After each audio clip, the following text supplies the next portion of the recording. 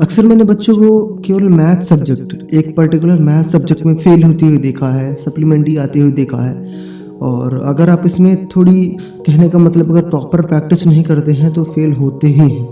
और बच्चों को इसका आइडिया नहीं होता इस पर्टिकुलर सब्जेक्ट को पढ़ने का। ठीक है, जैसे लोगों ने बोला बस पढ़ना है पढ़ना है पढ़ना है। अगर हमें किसी मंजिल तक पहुंचना है और अगर किसी स्ट्रैटेजी किसी रास्ते से जाते हैं तो वो चीज़ें वो मंजिल तक पहुंचना बहुत आसान हो जाएगा, वो सफ़र आसान हो जाएगा। और अगर हम बिना रास्तों के बिना स्ट्रैटेजी के पहुंचेंगे तो वही चीज़ें बड़ी डिफ़िकल्ट लगेंगी। तो कुछ टिप्स मैं आपके साथ शेयर करूंगा जो कि मैथ्स पर्टिकुलर मैथ सब्जेक्ट को पढ़ने के लिए क्या तरीके होने चाहिए। आप स्टार्टिंग लेवल से अगर आप मैथ सब्जेक्ट को पढ़ते हो तो मैथ्स में पढ़ने की फेल होने की बात क्या, आप टॉप करके आएंगे अगर आप इन स्ट्रैटेजी को फॉलो करेंगे। चलिए स्टार्ट करते हैं आज की इस वीडियो को। नमस्कार दोस्तों, मेरा नाम प्रमोद, स्वागत है आप सभी का आपके अपने यूट्यूब चैनल सरदार जी एजुकेशनल। तो मैंने ऐसे स्टूडेंट से बात की जो मैथ्स में फेल हुए या फिर सप्लीमेंट्री आए तो उनकी प्रॉब्लम क्या रही, मैथ्स में क्या दिक्कत जाती है। दिक्कत ये जाती है कि उनको सवाल लगाते वक्त आधे में आएंगे, आधे के बाद उनका आगे का सवाल ही नहीं आता। एक्चुअल में सूत्र जो फॉर्मूला होता है उन पे पकड़ नहीं होती। अब देखिए, जब आप सवाल लगाना स्टार्ट करते हैं, जब पहला चैप्टर स्टार्ट किया तो डायरेक्ट सवाल पे जाते हैं, ठीक है।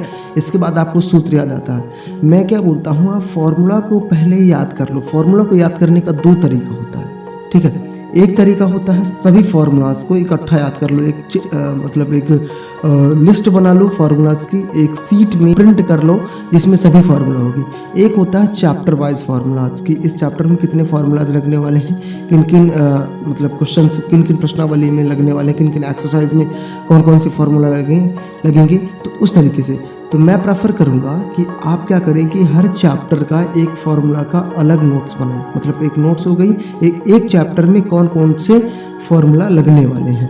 अब बात करें, सबसे पहले आप जब आप एक्सरसाइज देखोगे, मतलब एग्जांपल्स देखोगे, क्वेश्चन पे आओगे।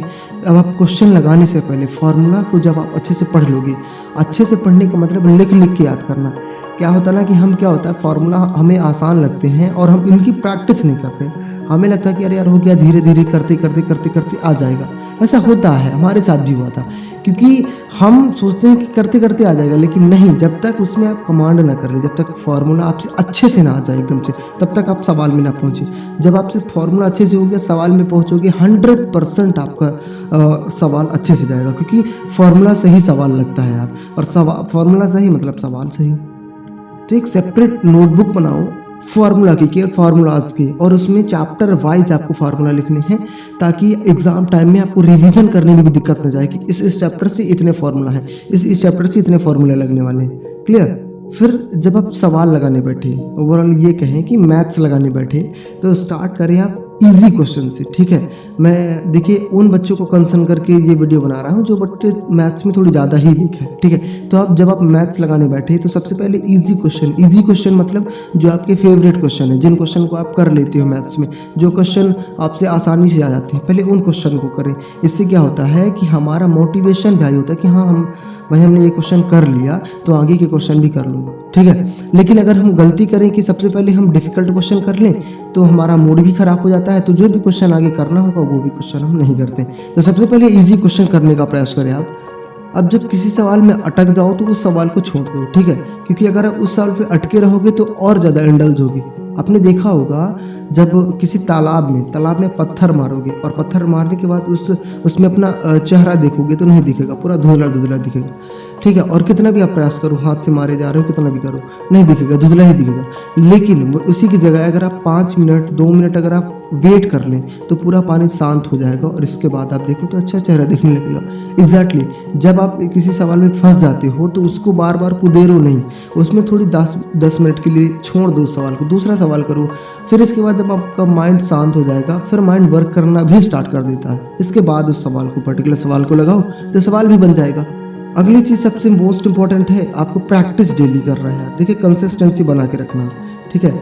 अगर कंसिस्टेंसी ब्रेक हुई मतलब तुम फेल हुई, किसी भी चीज़ में रिजल्ट अच्छा पाना है, किसी भी चीज़ में सक्सेसफुल होना है, consistency the most important thing. जो भी सवाल लगाओ लगाते रहो, बस क्या दिक्कत है। म्यूजिक ऑन किया, मैथ्स तो ये भी बढ़िया है कि मैथ्स में म्यूजिक ऑन करो, लगे रहो सवाल लगाने में, ठीक है।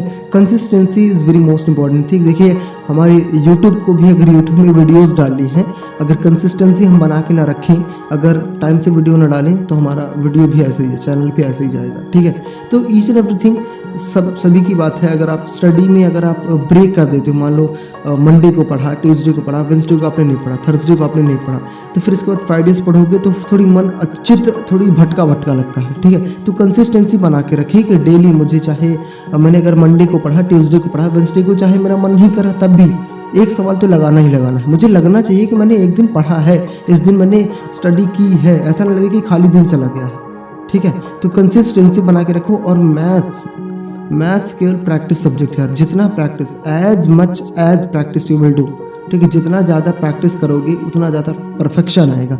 तो मैथ्स प्रैक्टिस मांगता है, प्रैक्टिस नहीं करोगे सोच लो कि सवाल लगा लिया, ठीक है, सवाल आसान लगा, तुम्हें समझ में भी आ गया पूरा कॉन्सेप्ट। अब सोचो कि तुम डायरेक्ट एग्जाम में दे दोगे, एग्जाम में जाके सवाल कर दोगे तो नहीं होगा।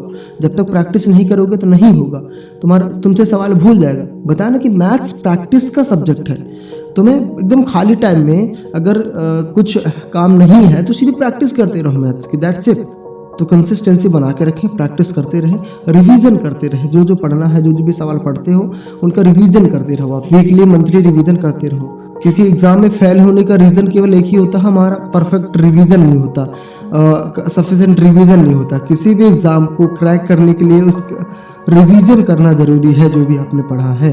फिर एक चीज़ और है, कैलकुलेटर का यूज़ नहीं करना है कि अब तो फ़ोन आ गया है, अब कैलकुलेटर है तो हम सवाल लगाते वक्त कैलकुलेटर का यूज कर लेते हैं, ठीक है, और मोबाइल का यूज कर लेते हैं। ये सबसे बड़ी गलती है, ये आपके कैलकुलेशन कैपेसिटी को कमज़ोर बनाता है। अगर आप माइंड से कैलकुलेट करेंगे तो आपका माइंड भी शार्प होता है। देखो मैथ सब्जेक्ट को माइंड शार्प करने का भी सब्जेक्ट कहा जाता है। तो आप जब आप कैलकुलेटर की जगह खुद सोचते हो तो आप अपने दिमाग में जोर डालते हो। तो कैलकुलेटर की मदद बिल्कुल मत लो, ठीक है, और अपने से सोचो इससे, क्योंकि एग्जाम टाइम में कैलकुलेटर थोड़ी कोई देगा, आपका माइंड ही साथ में रहेगा। तो प्रैक्टिस करवाओ माइंड की अभी से। फिर एक और वेरी मोस्ट इंपॉर्टेंट चीज़ है कि आपको सवाल लगाने से पहले सॉल्यूशन नहीं देखना है। अगर सवाल लगाने से पहले सॉल्यूशन देख लोगे तो माइंड तुम्हारा रन ही नहीं करेगा, वर्क ही नहीं करेगा, बस सॉल्यूशन पर जाएगा कि सॉल्यूशन के आधार पर तुम्हारा सवाल लगाएगा। लेकिन अगर सबसे पहले तुमने केवल सवाल लगाया, बस ट्राई की जाओ, इसके बाद अगर सॉल्यूशन देखो तब सही है, क्योंकि अपने माइंड को पूरा जोर दिया है, माइंड ने तुम्हारा पूरा वर्क किया है। अगर सॉल्यूशन देख लोगे तो सॉल्यूशन में अटक जाओगे, सॉल्यूशन में भटक जाओगे। तो कुछ इस तरीके से कर सकती हो। फॉर्मूला की एक लिस्ट बनाओ, पूरे शॉर्ट नोट्स बनाओ, ठीक है, और फिर स्टार्ट करो। बस सभी फार्मूलाज को पढ़ लो। मैथ्स बताया मैंने प्रैक्टिस का सब्जेक्ट है, तो जितना ज़्यादा प्रैक्टिस करोगे उतना ज़्यादा सहीगा, ठीक है। प्रीवियस ईयर के क्वेश्चन पेपर उठा लो, उन क्वेश्चन को सॉल्व करो, ठीक है। कंसिस्टेंसी बना के रखो यार, बस दैट्स इट, इतना ही है। और बस आज के वीडियो में इतना ही था। मिलते हैं नेक्स्ट वीडियो में किसी नए टॉपिक के साथ, तब तक के लिए अलविदा। जय हिंद, जय भारत।